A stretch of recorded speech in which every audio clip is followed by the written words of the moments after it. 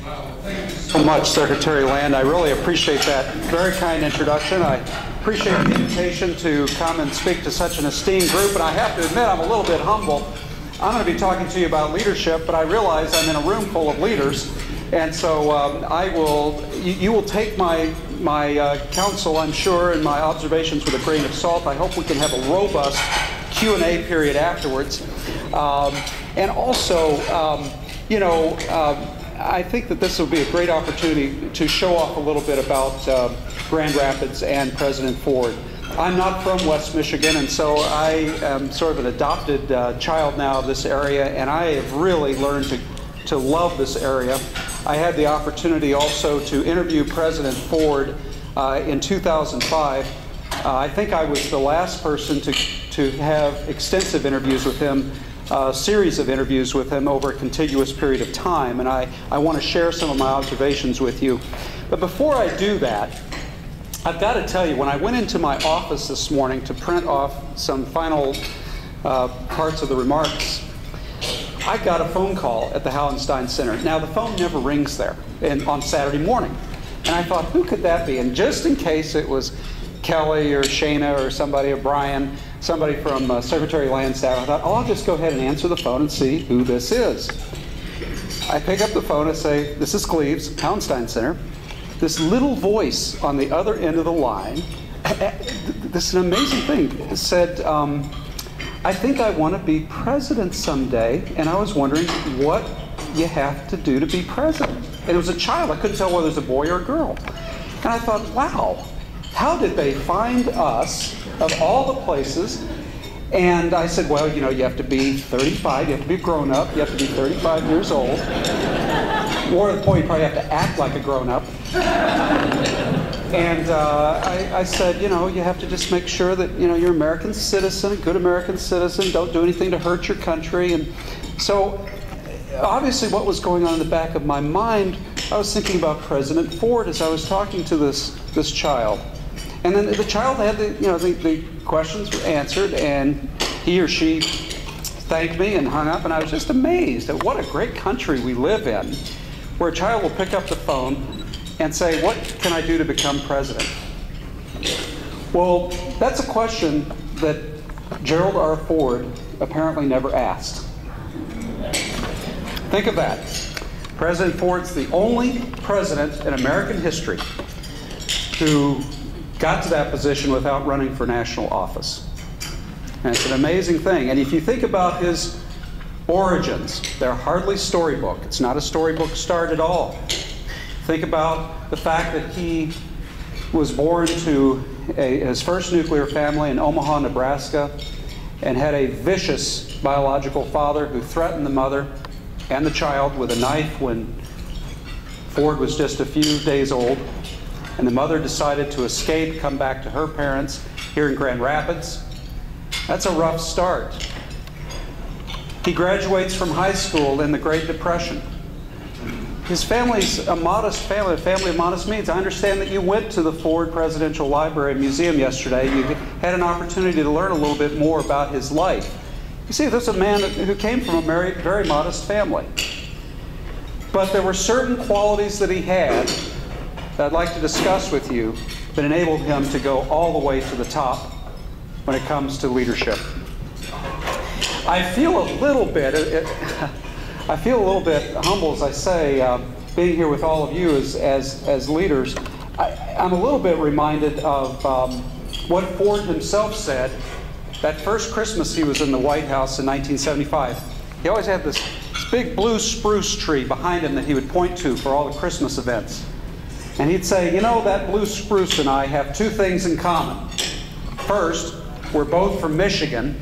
And second, neither one of us expected to be in the White House this Christmas.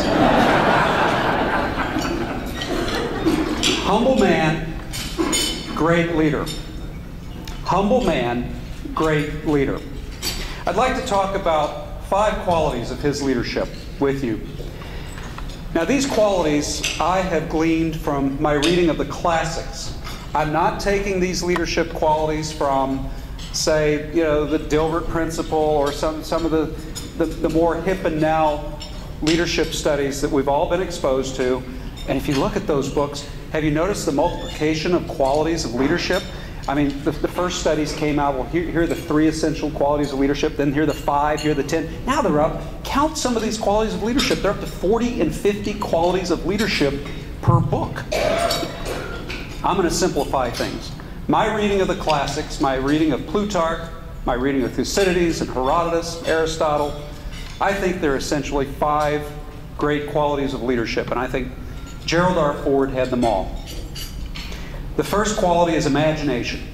A lot of people use the word today, vision, but it's really imagination. What are the images we put in our head? If you can see where you want your state, where your city, if you can see where you want your nation to go, if you have the quality of thought that has a clear image of where you're taking people, if you can look over your shoulder and you see that people are following you because you've expressed your imagination well with them, then you have a very successful imagination. You have an imagination that's contagious, that other people want to grab onto. Because people want a better life, obviously. Ford had this quality to imagine. We'll go into that much more deeply. He had a great vision for this country. The second essential quality of leadership from a classical perspective is passion. Now, I don't mean the Hollywood variety, the Harlequin romance variety of passion. Passion's not necessarily something you see much of on the outside. What I mean when I say passion, what Herodotus, Thucydides, Aristotle, Plutarch meant by passion is that there is something inside a person, something that's burning to make a situation better, to contribute, to serve, to give. Ford had this in spades, and we'll go into that as well. The third quality that from a classical perspective a statesman or a great leader has is character, a strong character with a strong moral compass, strong sense of right and wrong, courage, the ability to make tough decisions and to take the flak after you've made the tough decisions. The fourth characteristic, social skills. It's the ability to forge a consensus with people with whom you may disagree. It's the ability that Ford had, for example, to say, you may be my opponent today, but after 5 o'clock we're going to be friends, because on the next vote I want you to be with me. No demonization here, but the ability to work with people, social skills. And the fifth quality is what I call adaptive intelligence.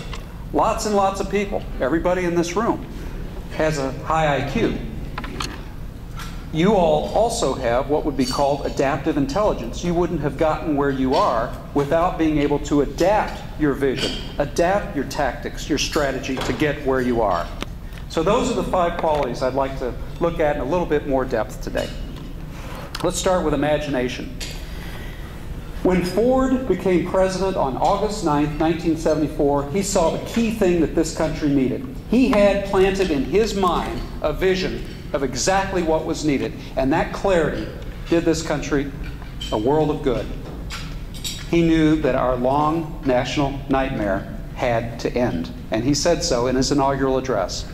Our long national nightmare is over.